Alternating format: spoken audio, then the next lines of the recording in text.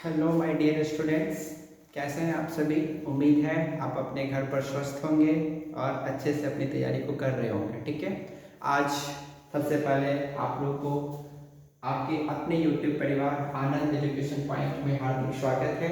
एक बार फिर से जो हम लोग का चैप्टर चल रहा था 12th इंग्लिश, जो बिहार बोर्ड का एक स्पेशल सीरीज हम चला रहे हैं, रेनबो पार्ट 2, जो हम लोग का बुक का नाम है, उसमें से हम लोग सेकेंड चैप्टर का जो चैप्टर है भारत इज माय होम, जिसको लिखा किसने मेरे प्यारे बच्चे, जाकिर हुसैन ने, उसका हम लोगों ने लेक्चर 3 नंबर तक कंप्लीट कर लिया है। और उम्मीद है कि आप लोगों को लेक्चर 3 तक बहुत अच्छे से समझ में आ गया होगा। आज हम लोग उसका लेक्चर 4 स्टार्ट कर रहे हैं। क्योंकि बच्चे वीडियो डालने में, वीडियो अपलोड करने में थोड़ा टाइम इसलिए लग रहा है क्योंकि आपको पता है अभी मौसम बहुत ज़्यादा खराब है, इसलिए थोड़ा यहाँ लाइट का प्रॉब्लम चल रहा है। सो मैं आप लोग को वीडियो नहीं बना पा रहा था, बट आज लाइट अच्छी है यहाँ पे, सो इसलिए आज आप लोग का लेक्चर नंबर 4 में आप लोगों को कंप्लीट करवा दूंगा। चिंता नहीं करना है, हम लोग आराम से पढ़ते हुए सारे चैप्टर को फिनिश करेंगे। बस आप लोग घर पे बैठ कर अच्छे से अपनी तैयारी करते हैं। ठीक है, आइए हम स्टार्ट करते हैं lecture 4 Bharat is my home का। और जो भी बच्चे इस चैनल को सब्सक्राइब नहीं किए, जल्दी से इस चैनल को सब्सक्राइब कर लीजिए, क्योंकि ये चैनल आपका अपना चैनल है और यहाँ पर हम दोनों मिलकर अपनी तैयारी को 100% देते हैं और आप लोग को एग्जाम के उस लेवल तक पहुँचाते हैं जहाँ पर जब आप एग्जाम देने जाओगे तो आपको ऐसा फील होगा ये ऑलरेडी हम पहले से ही पढ़कर आए हैं। ठीक है, सो आइए स्टार्ट करते हैं लेक्चर 4। हम लोग का बच्चे जो पैराग्राफ नंबर 5 है वहां तक हम लोगों ने कंप्लीट कर लिया था। पैराग्राफ 5 में क्या है, पैराग्राफ 5 में एक बार आप लोग को रिपीट करवा देता हूँ। पैराग्राफ 5 में जाकिर हुसैन ने क्या कहा था कि भारत हमारा जो है वो, Bharat is my home, Bharat मेरा घर है और यहाँ के जो लोग हैं वो हमारे परिवार हैं, है ना। And it's people are my family, यहाँ के लोग मेरे परिवार हैं और उस परिवार का मुखिया मैं हूँ, मतलब उस परिवार ने मुझे मुखिया चुना है।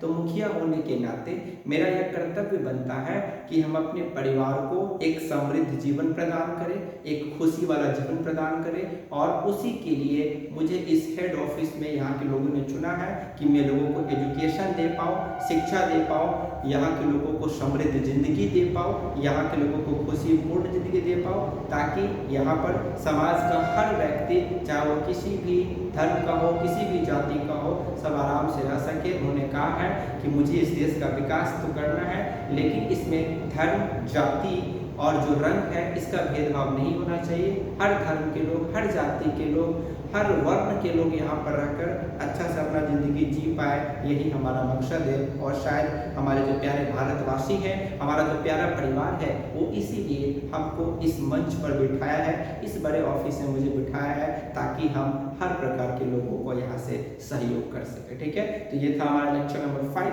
Sorry paragraph number 5। अब हम आते हैं बच्चे पैराग्राफ नंबर 6 पे आते हैं। ठीक है, हमारा लेक्चर 4 है ये, पैराग्राफ 5 तक हमने कंप्लीट कर लिया था। आज हम स्टार्ट करेंगे पैराग्राफ नंबर 6 को। देखिएगा ध्यान से, सब आदमी अपने सामने बुक को रखिए। जो जो मैं वर्ड मीनिंग बोलूंगा उसको आप लोग पेंसिल से या फिर पेन से अपने बुक में ही लिख लीजिए, या फिर उसका एक नोटबुक भी आप बना सकते हैं। ठीक है, स्टार्ट करता हूँ मैं पैराग्राफ नंबर 6। देखना ध्यान से क्या लिखा गया। द फैमिली इज बिग, वो कहते हैं कि यह जो हमारा परिवार है, परिवार कहने का मतलब ये बच्चे कि ये जो भारतवर्ष है, जो भारत देश है, इज बिग, वो बड़ा है। मतलब जाकिर हुसैन कहते हैं कि हमारा जो एक परिवार है, हमारा जो भारत है, वो बहुत बड़ा है। सही बात है, यहाँ की जनसंख्या उस टाइम में भी ज़्यादा थी और आज भी ज़्यादा है। तो उन्होंने कहा था कि ये जो मेरा परिवार है, जिसमें वो राष्ट्रपति बने थे, उन्होंने कहा कि द फैमिली इज बिग, ये जो मेरा परिवार है वो बड़ा है, एंड इज कॉन्स्टेंटली ग्रोइंग, और ये लगातार बढ़ रहा है। मतलब यह परिवार तो बड़ा है ही और इसमें कमी नहीं आ रही है, बल्कि यह परिवार और बड़ा होता जा रहा है, बढ़ता जा रहा है। मतलब कहने का मतलब ये बच्चे कि भारत की जनसंख्या जो है उस टाइम से ही लगातार बढ़ती जा रही थी। इसलिए उन्होंने कहा है कि यह जो मेरा परिवार है वो बड़ा है, एंड क्या कहा देखिए, एंड इज कॉन्स्टेंटली ग्रोइंग, और ये लगातार बढ़ रहा है, at a rather inconveniently fast pace. बच्चे इनकन्वेंटली का मतलब लिख लोगे, इसका मतलब होता है बहुत तेज गति से, लिख लेना। इनकन्वेंटली का मतलब होता है बहुत तेज गति से। उन्होंने कहा है कि यह जो मेरा परिवार है वो बहुत बड़ा है और लगातार बढ़ता जा रहा है और बहुत तेज गति से, देखो लिखा गया ना, इनकन्वेंटली फास्ट पेस, बहुत तेज गति से ये क्या हो रहा है, बढ़ रहा है। मतलब भारत की जनसंख्या उस टाइम से ही बच्चे बहुत तीव्र गति से बढ़ रही थी और यही रीजन है कि चाइना के बाद पॉपुलेशन में आज इंडिया का दूसरा स्थान है। भारत की जनसंख्या आज भी बढ़ती जा रही है ना। तो उन्होंने कहा कि हमको जो लोगों ने चुना है इस प्यारे भारत की सेवा करने के लिए, तो ये जो मेरा परिवार है वो बहुत बड़ा है, लगातार बढ़ रहा है और बहुत तेज गति से बढ़ रहा है। ठीक है, आगे देखिए, we sell each one of us, इसीलिए हम सभी में से प्रत्येक एक, देखो क्या लिखा, we sell each one of us, मतलब हम लोगों में से सभी को, मतलब सब मतलब पर्टिकुलर हर इंसान की बात कर रहे हैं, जितने भारत में रह रहे हैं सभी लोगों को कर रहे हैं। इसीलिए हम सभी को हैव टू पार्टिसिपेट, इसमें भाग लेना होगा। अपने भारत को आगे बढ़ाने में हम सभी को भाग लेना होगा। पार्टिसिपेट मतलब होता है बच्चे भाग लेना, हम सभी को भाग लेना होगा। अनस्पेरिंगली का मतलब होता है बच्चे बिना रुके हुए, लिख लोगे, अनस्पेरिंगली का मतलब होता है बिना रुके हुए। वो कहते हैं कि हम सभी को इसमें भाग लेना होगा बिना रुके हुए, इन बिल्डिंग इट्स न्यू लाइफ, यदि हम अपने भारत के इस बिल्डिंग को नया बनाना चाहते हैं, नए भारत का निर्माण करना चाहते हैं। तो ध्यान से लिखा गया है बिल्डिंग इट्स न्यू लाइफ, हम भारत के नए जीवन के लिए जो बिल्डिंग बनाना चाहते हैं। इट मीन्स करने का मतलब ये है बच्चे, यदि हम भारत को अच्छे तरीके से विकास करना चाहते हैं तो हम सभी को आगे आकर बिना रुके हुए भाग लेना होगा, यहाँ काम करना होगा, हर किसी को अपना अपना भागीदारी निभाना होगा, तब जाकर हम इस नए स्टेट, नए भारत का डेवलप कर पाएंगे, एक नया बिल्डिंग बना पाएंगे जैसा हमने सोचा है। ठीक है, आगे देखिए फिर क्या कहते समझ में आ गया। Each in his own way, और हर को देखो दिखा गया है each in his own way, own way मतलब होता है अपना अपना रास्ता, है ना। और हर किसी को अपना अपना रास्ता पर, जिसका भी जो भी रास्ता हो, उस रास्ते को सबको अच्छे ढंग से बिना रुके हुए, अनस्प्रिंगली होकर बिना रुके हुए सबको भाग लेना हो। अब इसको मैं समझाता हूँ, सुनना ध्यान से। उन्होंने क्या कहा कि भारत में हर टाइप के लोग हैं, कोई किसान भी है ना, कोई शिक्षक है, कोई इंजीनियर है, कोई डॉक्टर है ना, तो या फिर कोई बिजनेसमैन है। तो वो कहते हैं कि हर प्रकार के लोगों को अपना अपना भागीदारी देना होगा, चाहे वो जिस रास्ते को चुने हुए हैं। यदि कोई शिक्षक है तो वो मन लगा के पढ़ाएं, यदि कोई डॉक्टर है तो मन लगा के रोगी की सेवा करें, यदि कोई किसान है मन लगा के खेती करे।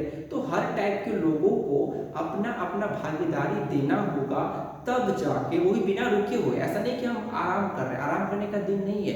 यदि हम भारत को अच्छा सा बनाना चाहते हैं, भारत की बिल्डिंग का निर्माण करना चाहते हैं, तो मेरे प्यारे देशवासियों, हम सभी को अपने अपने रास्ते में बिना रुके हुए अच्छे से काम करना होगा, पार्टिसिपेट करना होगा, भाग लेना होगा, हम सबों को आगे बढ़ना होगा, तब जाके हम नए लाइफ, नए जिंदगी, नया भारत का निर्माण कर सकते हैं और उस बिल्डिंग का निर्माण कर सकते हैं जिसमें हमारा परिवार, हमारे देश के लोग रहकर समृद्ध जिंदगी जी सके। ठीक है, आगे देखिए फिर क्या कहते हो। आगे उसके बाद है for Seer size the task ahead of us. For Seer size मतलब यह जो सीर साइज मतलब होता है बच्चे कि यह जो बड़ा टास्क है जो हम लोग के लिए, क्योंकि हमारी फैमिली बहुत बड़ी है, तो हम लोग का जो टास्क है वो बड़ा होगा। सीधी बात है कि जनसंख्या ज्यादा है तो काम भी ज्यादा करना होगा। तो वो कहते हैं कि for Seer size the task ahead of us, कि जो हमने बड़ा टास्क लिया, तो सीर साइज द टास्क का मतलब होता है बहुत बड़ा टास्क हम लोग के लिए है। ये जो बहुत बड़ा टास्क जो हम लोग के लिए है वो टास्क क्या है, अहेड ऑफ अस, कि हम लोग को भारत को आगे बढ़ाना है बच्चे। अहेड मतलब होता है आगे बढ़ाना, जो हमें अपने कंट्री को, अपने प्यारे भारत को जो आगे बढ़ाने का जो हम लोगों ने एक बड़ा टास्क लिया है, जो हम लोग ने होमवर्क लिया है, वो कब पूरा होगा। आर सो डिमांडिंग दैट, वह तभी पूरा हो सकता है जब no one can afford to sit back. अच्छे से समझना, वह तभी डिमांडिंग हो सकता है, कब तभी पूरा हो सकता है, मतलब हम लोगों ने जो ख्वाब देखा है, जो सपना देखा है कि हम लोग भारत को आगे बढ़ाएंगे, तो ये बहुत बड़ा टास्क है हम लोग के लिए। ऐसा क्यों बच्चे, ऐसा वो क्यों कर रहे हैं, ऐसा इसीलिए वो कर रहे हैं क्योंकि वो जानते हैं कि हमारी फैमिली तो बहुत बड़ी है ना, इसलिए हम लोग का टास्क भी बड़ा है। तो वो कहते हैं बच्चे यदि हम अपने टास्क को पूरा करना चाहते हैं, सॉरी बच्चे थोड़ा सा ट्रेन रेलवे ट्रैक है तो वहाँ से ट्रेन जाती रहती है, सो आप लोग उसको इग्नोर करते पढ़ते हुए मैं फिर से इसको समझा देता हूँ, सुनना ध्यान से। वो क्या कहते हैं, हमारी फैमिली बड़ी है तो हमारे टास्क भी बड़ी होगी, तो यदि हम अपने इस टास्क को पूरा करना चाहते हैं तो यह तभी पूरा हो पाएगा जब no one can afford to sit back, यदि कोई भी इंसान बैठे नहीं, बैठने का समय नहीं है, तो वो क्या कहते हैं, no one can afford to sit back, किसी को ये अफोर्ड नहीं करना चाहिए, किसी को ये नहीं अपनाना चाहिए कि हम सिट बैक मतलब बैठ जाए, बैठने से काम नहीं चलेगा। उन्होंने क्या कहा था याद है, बिना रुके हुए स्प्रिंगली होकर हमें काम करना होगा। वो कहते हैं किसी को बैठना नहीं है, एंड जस्ट वॉच, बैठ कर केवल देखना नहीं है, जस्ट मतलब केवल देखना, बैठकर केवल देखना नहीं है कि भारत की दुर्गति हो रही है, भारत पीछे जा रहा है, ये सब देखने के समय नहीं, आप बैठ के अपना जिंदगी नहीं बिता सकते। उन्होंने सबको कहा है आगे बढ़ने के लिए, उन्होंने कहा है कि केवल हमको बैठ के देखना नहीं है, और लेट फ्रस्ट्रेशन, फ्रस्ट्रेशन मतलब होता है बच्चे निराशा, क्या होता है लिख लोगे, फ्रस्ट्रेशन का हिंदी होता है निराशा। वो कहते हैं कि let frustration become endemic in our country, हम केवल बैठ के ये नहीं देख सकते हैं कि जो हमारा देश है, आवर कंट्री क्या होता है, हमारा देश, आवर कंट्री हमारा देश में यह जो निराशा है वो इंडेमिक हो रही है, मतलब फैल रही है। वो कहते हैं सभी भारतवासियों से कि यह समय बैठना का नहीं है, और बैठ के केवल हम ये नहीं देख सकते हैं कि भारत में केवल निराशा फैल रही है, भारत की दुर्गति हो रही है। कि बच्चे आपको मैं बता दूं, जिस समय जाकिर हुसैन भारत के राष्ट्रपति बने थे उस समय भारत की स्थिति बहुत दयनीय थी, भारत का सिचुएशन बहुत खराब था। इसीलिए वो भारतवासियों से अपील करते हैं कि हे मेरे प्यारे भारतवासियों, अभी बैठ कर केवल देखने का यह समय नहीं है कि भारत में निराशा फैल रही है, बल्कि यह समय है उठने का, हम सभी को उठना होगा, पार्टिसिपेट करना होगा बिना रुके हुए, तब जाकर हम इस भारत का विकास कर पाएंगे, भारत का जो निराशा है उसको आशा रूप में बदल पाएंगे, खुशी में बदल पाएंगे। वो तब पॉसिबल होगा जब बैठने से काम नहीं चलेगा, हम लोग को उठना होगा, आगे बढ़ना होगा। ठीक है, आगे देखिए फिर वो क्या कहते हैं, इंडेमिक मतलब होता है बच्चे फैलना, लिख लोगे, इंडेमिक मतलब होता है फैलना। आगे देखो, the situation demands of us work and more work, यह जो सिचुएशन तो बहुत खराब थी, जिससे वो राष्ट्रपति बने थे, भारत की स्थिति बहुत ही खराब थी, तो वो कहते हैं कि the situation demands of us, यह जो सिचुएशन है, ये जो स्थिति है, वो हम लोगों से डिमांड करता है, क्या क्या डिमांड करता है कि वर्क, हम काम करें, वर्क काम करें, एंड मोर वर्क, जितना ज्यादा हो सके उतना ज्यादा काम करें। कितनी अच्छी बात है। वो कहते हैं कि हम लोग को यदि आगे बढ़ना है तो काम तो करना होगा। बच्चे ये तो डेली लाइफ में भी पॉसिबल है, आप 12th क्लास में तब नंबर ला पाओगे जब आप डेली मेहनत करोगे, आप केवल बैठ के केवल प्लान बनाओगे कि हमें पढ़ना है, हम कल से पढ़ लेंगे, हमको ये करना है, हमको वो करना है, तो आपका प्लान को आपको उतारना होगा लाइफ में। ऐसा नहीं कि आप रूटीन बना लिए, वो कागज पे ही रह गया, आप उसको लाइफ में उतारे नहीं। तो कागज पर बनाना अच्छी बात है, आप प्लान फिट करो, बट प्लान को आप उतारो भी लाइफ में। तो आप जब काम करना शुरू करेंगे तो आपको हर चीज इजी लगेगा। यदि आप काम करना बंद कर दोगे तो आपके लिए वो चीज टफ हो जाएगा। तो वही कहते हैं यहाँ पर जाकिर हुसैन कि ये जो सिचुएशन है वो हम लोगों से डिमांड करता है कि हम लोग काम करें और मोर वर्क, जितना ज्यादा हो सके उतना ज्यादा काम करें, बैठ के काम नहीं चलेगा। ठीक है, वो अपील करते हैं हर वर्ग के लोगों से कि आगे आइए और आप लोग अपने अपने रास्ते में खुद काम कीजिए, जिसका जो काम है वो करते रहो, बैठो नहीं। ठीक है, आगे देखो फिर, work and more work, silent and sincere work. ऐसा नहीं कि हम हल्ला करके काम करें, साइलेंट होके, शांत होके। बच्चे साइलेंट मतलब होता है शांत, ऐसा नहीं कि हम लोग हल्ला करें, झगड़ा करके काम नहीं करना, शांतचित्त होके काम करना है। एंड सिंसियर वर्क, सिंसियर मतलब होता है बड़ा ध्यान से, ऐसा नहीं कि शांत है तो हम काम कर रहे हैं और काम पर हमारा ध्यान ही नहीं है। वो कहते हैं कि काम करना है, लेकिन कैसा काम करना है बच्चे, साइलेंट एंड सिंसियर वर्क, शांत होके और ध्यान पूर्वक, पूरा जो हमारा फोकस होना चाहिए वो हमारे काम पर होना चाहिए। इस तरीके से काम करो, झगड़ा करके नहीं, शांत होकर और पूरा फोकस होकर। ठीक है, आगे देखो फिर, सॉलिड एंड स्टेडी और पूरा ठोस। बच्चे सॉलिड मतलब होता है ठोस, है ना, solid and steady reconstruction of the whole material and culture life of our people. वो कहते हैं कि यदि हमारे यहाँ के लोगों को, यदि हम अपने लोगों को कल्चरल लाइफ मतलब होता है बच्चे सांस्कृतिक जीवन, है ना। क्योंकि आपको पता है कि जाकिर हुसैन ने क्या कहा था, याद है आप लोगों को, कि हम लोग अपनी संस्कृति को भूल नहीं सकते हैं, हम लोग उसको आगे लेकर चलना। बताया था मैंने लेक्चर नंबर 2 में कि हम कल्चर को नहीं भूल सकते हैं, कल्चर तो हमारी जान है, पास्ट हमारी जान है। मैंने पढ़ाया था ना, पास्ट इज नॉट डेड, कभी पास्ट मरता नहीं है। वो कहते हैं कि उनको पास्ट को लेकर बढ़ना है। तो वही उन्होंने कहा कि यदि हम अपने लोगों के लिए कल्चरल लाइफ सांस्कृतिक जीवन और मटेरियल मतलब होता है बच्चे भौतिक जिंदगी, क्योंकि दोनों जरूरी है। ऐसा नहीं कि हम अपने सांस्कृतिक जीवन को ही उतारे और मटेरियल को भूल जाए, पैसे की भी तो जरूरत होती है बच्चे। मटेरियल मतलब होता है भौतिक सुख सुविधा, यानी कि पैसा, आर्थिक, और आर्थिक जरूरत तो सबको है, इंडिया को भी चाहिए, क्योंकि यहाँ के लोग कमाएंगे तभी तो खाएंगे ना, तो पैसा भी चाहिए। और हम अपनी संस्कृति को भी नहीं भूल सकते हैं। उन्होंने कहा है कि यदि हम अपने मटेरियल और कल्चरल लाइफ, दोनों टाइप के लाइफ को यदि हम अपने लोगों के लिए बनाना चाहते हैं, इसको जिंदा रखना चाहते हैं, तो हम लोग को कैसा काम करना होगा, सॉलिड एंड स्टडी, ठोस और लगातार, लगातार काम करना होगा बच्चे। स्टडी मतलब होता है लगातार, यदि ठोस और लगातार काम होता रहेगा तो हम अपने मटेरियल मतलब भौतिक और कल्चरल लाइफ को, देखो लिखा गया ना, रिकंस्ट्रक्ट कर पाएंगे। लिखा देखो, रिकंस्ट्रक्शन मतलब उसका पुनर्निर्माण कर पाएंगे, हम फिर से नए भारत का निर्माण कर पाएंगे, दोनों पहलू में, मटेरियल से भी और कल्चर से भी। यदि हम भारत का विकास करना चाहते हैं तो हम लोग को वर्क एंड मोर वर्क, केवल काम करना होगा। कैसा काम करना होगा बच्चे, साइलेंट एंड सिंसियर, शांत होकर और ध्यानपूर्वक काम करना होगा, है ना। उसका उन्होंने क्या बोला है, उसका उन्होंने बोला है कि सॉलिड एंड स्टडी, ठोस और लगातार काम करना होगा।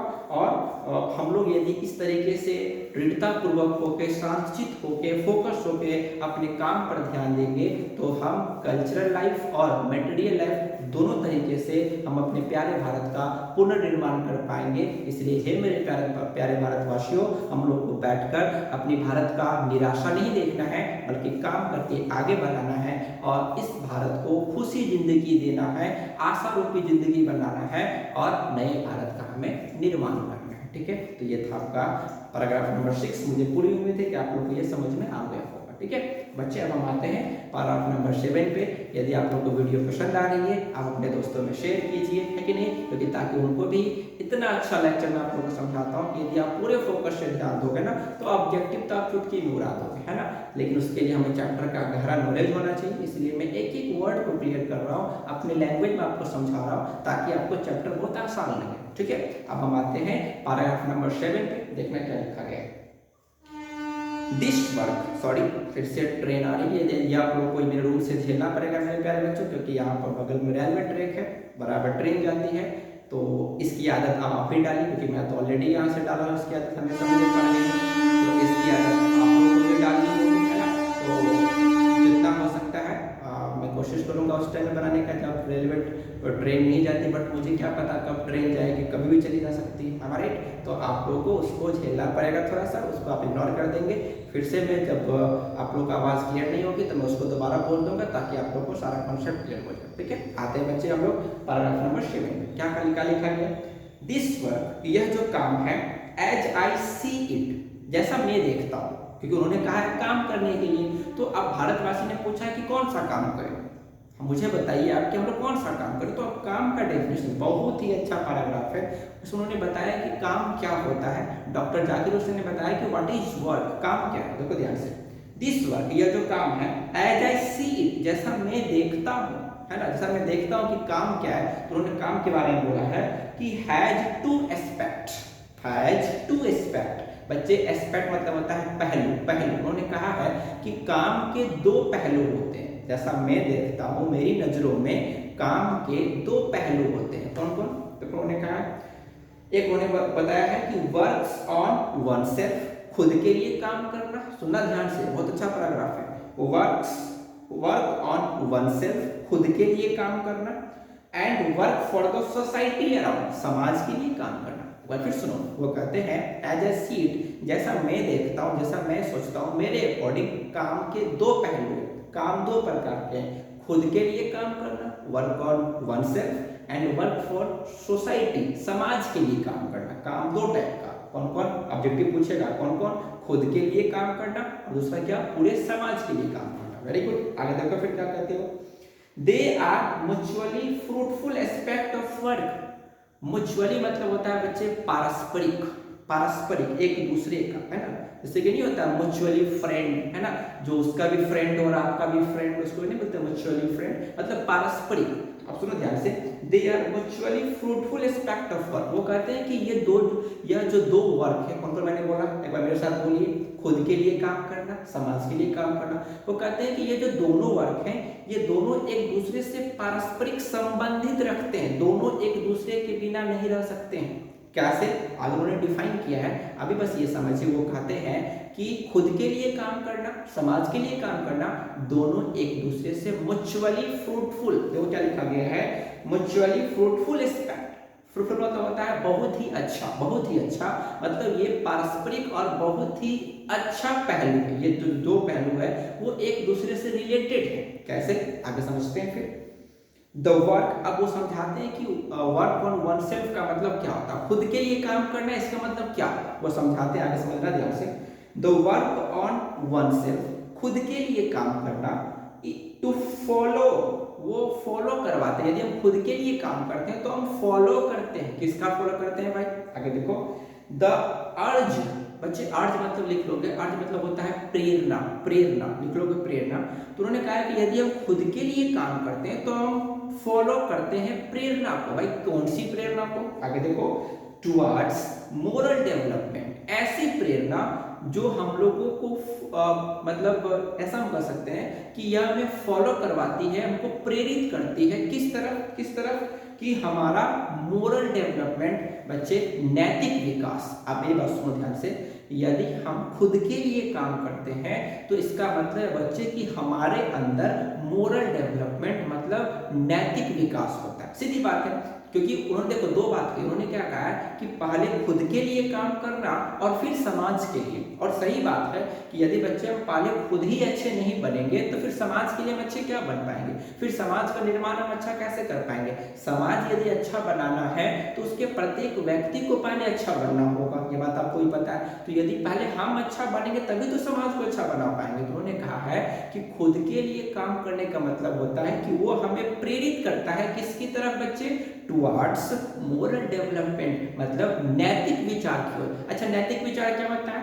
नैतिक विचार मतलब बड़ों का सम्मान करना, है कि नहीं, छोटे को प्यार देना, है कि नहीं, शिक्षक को सम्मान देना, शिक्षक को रिस्पेक्ट करना, जो हमारी सार्वजनिक संपत्ति है उसका ख्याल रखना, पानी को ज्यादा खर्च मत करना, ये सब हमारे नैतिक कर्तव्य है, ये सब मोरल ड्यूटी है हमारी, ये सब, यही तो नैतिकता हमारे अंदर कब है, जब किसी भूखे को देखे उसको भोजन करना, भोजन करवाना, गरीब की सहायता करना, यही नैतिकता है जो एक इंसान के अंदर होती है। तो वो कहते हैं कि खुद का विकास करना, खुद के लिए काम करना, इसका मतलब होता है कि हमको मोरल डेवलपमेंट करना होगा, हमारे अंदर नैतिक विकास करना होगा, तब हम कह पाएंगे कि हमने खुद के लिए काम किया। आगे देखो, आगे और भी बातें समझना ध्यान से।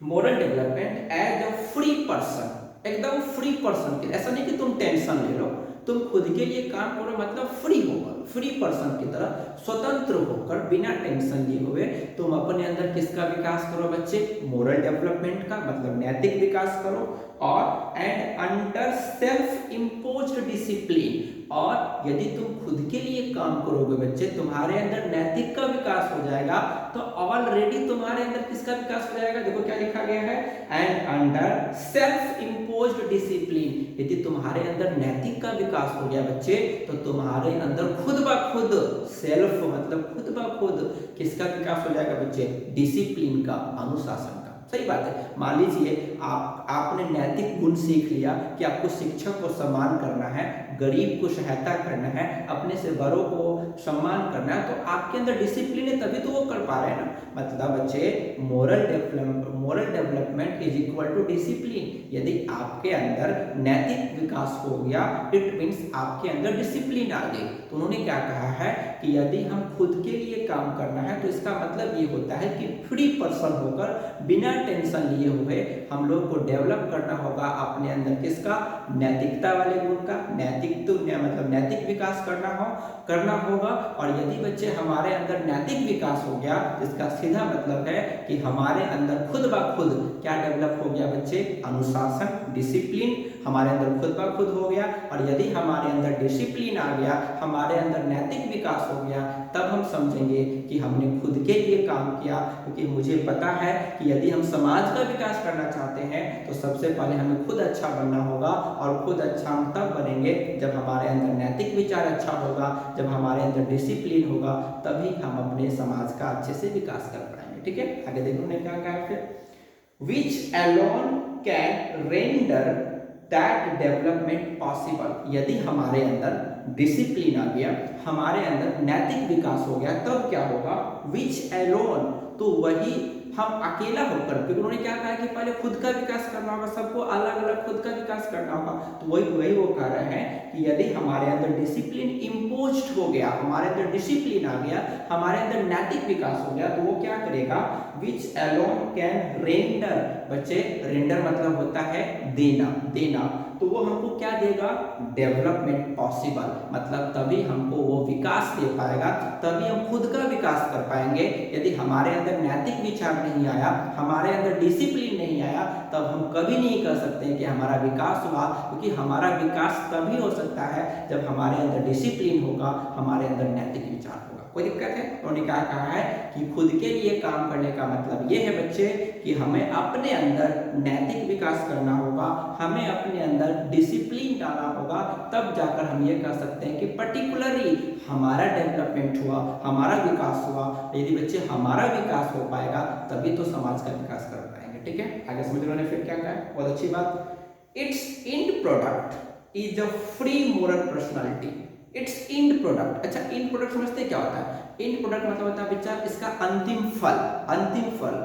तो उन्होंने क्या कहा है कि जब हमारे अंदर डिसिप्लिन मतलब हमारे अंदर अनुशासन का जो विकास होता है, तो उसका अंतिम फल क्या होता है, मतलब यदि हमारे अंदर नैतिक विकास आ गया, हमने अपने अंदर डिसिप्लिन ला लिया, अनुशासन ला दिया, तो उससे क्या होगा, उससे होगा ये कि एज फ्री मोरल पर्सनालिटी, हमारा जो व्यक्तित्व होगा, जो पर्सनालिटी होगा, वो कैसा होगा बच्चे, मोरल होगा, नैतिक होगा। सीधी बात है, आप क्लास में पढ़ने जाते हो तो आप देखते होइएगा जो बच्चे डिसिप्लिन में रहते हैं, अनुशासन में रहते हैं, उसको टीचर ज्यादा लाइक करते हैं। क्यों? क्योंकि उस बच्चे के डिसिप्लिन में होने के कारण उसका पर्सनालिटी मोरल हो गया, नैतिक वाला हो गया, उसका पर्सनालिटी स्मार्टनेस हो गया, जो सबको पसंद आता है कि हाँ ये लड़का डिसिप्लिन है, अच्छा पढ़ता है, इसका नैतिक वाले गुण भी है। तो सबसे पहली बात, आप कहीं भी पढ़ने जाते हो, आपको टीचर सबसे पहली क्लास में ये सिखलाता है कि बच्चे, सभी प्यारे बच्चे को डिसिप्लिन में रहना है, अनुशासन में रहना है। क्योंकि सफलता की पहली सीढ़ी तो अनुशासन है, ईमानदारी है। यदि आपके अंदर अनुशासन, डिसिप्लिन, ऑनेस्टी आ गया, तो आप पहला सीढ़ी क्रॉस करके, पहला सीढ़ी तो डिसिप्लिन ही होता है, इसलिए आपको अनुशासन तो सीखना ही होगा यदि आप अपनी जिंदगी में सफल होना चाहते हैं। तो उन्होंने साफ कहा है यदि हम खुद के लिए काम करना चाह रहे हैं तो इसका मतलब है हमारे अंदर नैतिक विकास, डिसिप्लिन का विकास करना होगा, और यदि हम ये दोनों अपने अंदर ले आ पाते हैं तो हमारा अंतिम फल, एंड प्रोडक्ट, जो हमारा अंतिम फल है वो क्या होगा कि जो हमारा पर्सनालिटी है वो कैसा बनेगा, मोरल मतलब नैतिक वाला। ठीक है, आगे देखिए फिर, we can neglect the end product.